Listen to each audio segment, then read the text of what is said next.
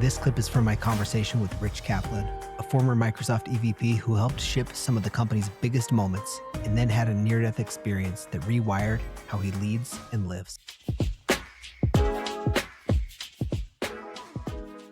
In mainstream support, we'd add features. We'd say, hey, you know what, this product we launched and we missed this, so we're going to add the following features. Examples of that were for Windows Service Packs. Windows, for example, XP had Service Pack 1, Service Pack 2, and Service Pack 3. Service Pack 2, which my team was responsible for launching, had a bunch of security features in it because Windows needed to be more secure, and so we built a ton of features into Service Pack 2.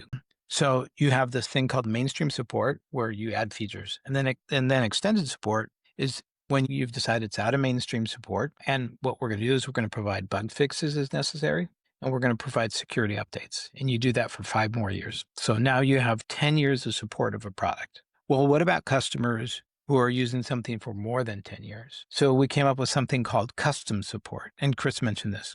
Custom support is for specific enterprise customers who want to pay for support, even though it's out of support, but they have it embedded in something. They can't change it for some reason. It's in something that's deployed into a remote area, so they just need to continue to get support. That's called custom support. Custom support is very expensive.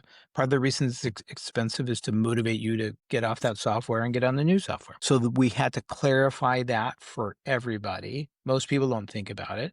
You have to clarify that for everybody of what we're going to support under Y2K, okay? So some interesting things fell out of that. For example, Windows 95, which is a consumer product, had been out 5 years. So do you fix Y2K bugs in Windows 95? It's a consumer product. So again, Chris was talking about the technology. I was responsible for the company policy. And so I talked to a lot of people. And in the end, we decided that we were not going to fix Y2K issues for Windows 95. It's a consumer product. There's no risk because it's a consumer product. And enterprise customers should be on Windows 2000, shouldn't be on Windows 95. So I'm going to give you a background story associated with that. So after I made that decision, I had an enterprise customer, I won't name them, big enterprise customer, said the CIO, the chief information officer, called and said, I need to talk to you. And this is a company that had a huge amount. Yeah. So he said, I appreciate you had a hard decision to make. He goes, our infrastructure is running mostly Windows 95. We deployed it in the enterprise. I know you guys don't believe that that was the right thing, that we should have deployed Windows NT Workstation in the enterprise, but we deployed Windows 95. He goes, I have gone to my boss and provided an extensive budget to upgrade all computers to Windows 2000. And he begrudgingly agreed to that, and I blamed it on you, right? I blamed it on you. His feedback's fair, right? Sure. He blamed it on me. I made a decision that impacted him. He blamed it on me. He goes, let me tell you why I'm calling. He goes, you're going to get a lot of pressure based on this decision from many people across the world to back down on your commitment, to back off and say, no, to come back in 90 days and say, no, we agreed under pressure that we're going to fix this. We're going to do Y2K fixes for Windows 95. He goes, if you do that, then I'm going to look like a fool and we won't be able to upgrade our infrastructure, which deeply needs to be upgraded. So please, you made a commitment, you made it public, stick to it. And I thought, wow, I hadn't really thought about it like that. That was a deeply impactful message to me. Hey, you made a commitment. He, the customer, is making a bunch of decisions based on that commitment. Yeah. Interesting, huh? I really like that because, I think it goes to our really early topic about reputation, right? And I feel like something that drives reputation is trust. And trust is built on people knowing that what you say and what you do line up. And so that's really good perspective from the customer. I'm guessing that that's just another one of those actions that sticking with it leads to that reputation that we talked about. Ultimately, you said what you were going to do, you're going to stick with it. And the customer called you knowing that, hey, I can call Rich and he's going to stick with this. Maybe my feedback will help it, but I can trust that he's going to do what he said he's going to do. And this customer could stick his reputation on as well. Let me take that sideways just for a second, because something you said reminded me of something. You, at the beginning of this call, you asked me about leadership. Leadership with employees is the same thing. You said you were going to do this. You committed to do this. Do it, right? Because you lose credibility as a leader with your team if you say you're going to do something. Like, Jeff, I'm going to work to promote you. If you do the following things, I'm going to promote you. Often what happens is I'm making a commitment to you, Jeff. But then later on, my boss says, well, I haven't seen that from Jeff, or we don't have the budget this time around. And I come back and tell you that, and you're not thrilled, but you give me another 6 months. In 6 months, I come back and I give you the same story. Well, am I a credible leader then? No. Yeah, Right? at that point, you're definitely losing it. I mean, you get so many chances, right? So in terms of leadership, you called it out. Say what you're going to do and do what you said, right? That is leadership, even if it's painful. You said you were going to do it. Thank you. I agree.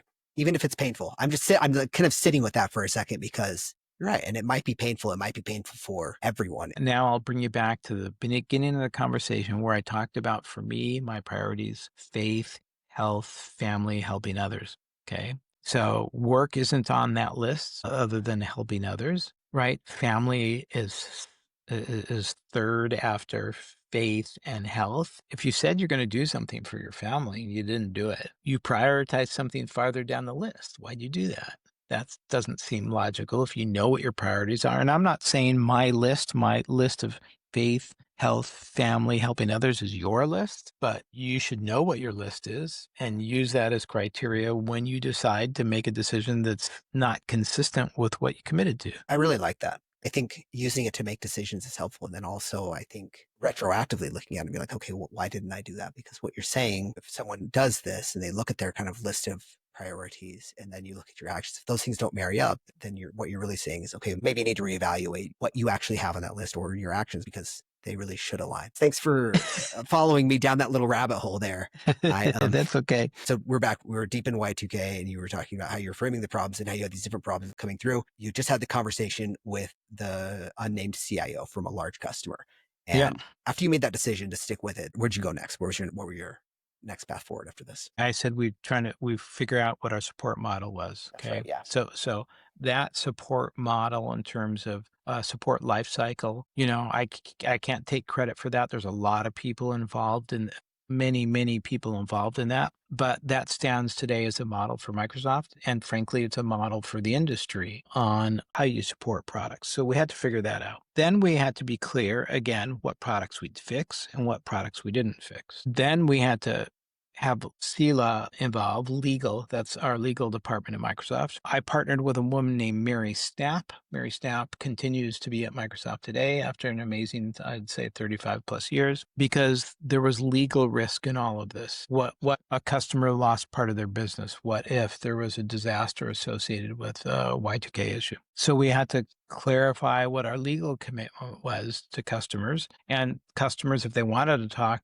to legal, had to have a place to go. I met with many government officials globally on what we were doing and why we were doing it and what they should consider doing. A lot of people in companies and in governments don't have a servicing strategy, sadly, don't have a servicing strategy for their software. The CIO knows, well, we should take the software upgrades that come from Microsoft and other companies. They also learned, and not so much now, but back in those days, that when you upgrade software, you have to retest things because upgrades of software break things, right? And so people had learned the hard way that maybe I shouldn't take software upgrades. Maybe it's in my best interest to leave the software like it is. And so you have this conflict where we have provided some bad updates, and as a result of that, customers don't necessarily want to take the updates, right? So you have to go around and evangelize the significance of your software servicing strategy and why it's important for Y2K.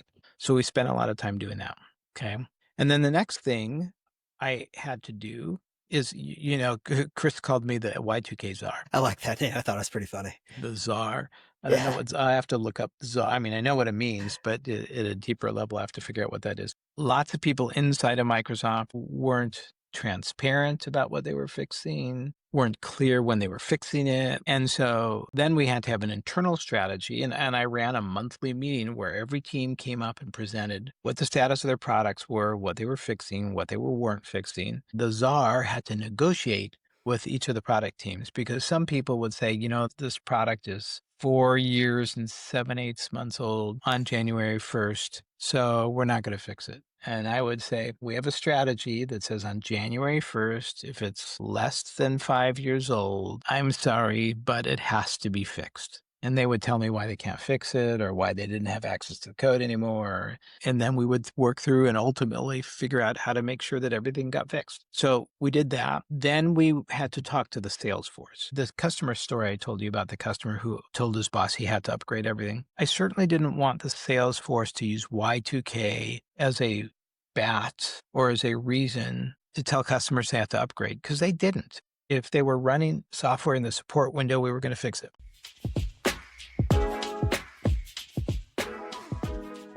This was a short clip from the 4Fs podcast where I sit down with founders, veterans, and executives, world-class experts that you won't hear on every other show, to talk about leadership, entrepreneurship, and personal reinvention. For the full conversation and more context, tap the link in the description or search 4Fs podcast on YouTube or your favorite podcast app. And if you're enjoying these shorter episodes, make sure to follow along so you don't miss tomorrow's clip. Welcome to the 4Fs with Jeff.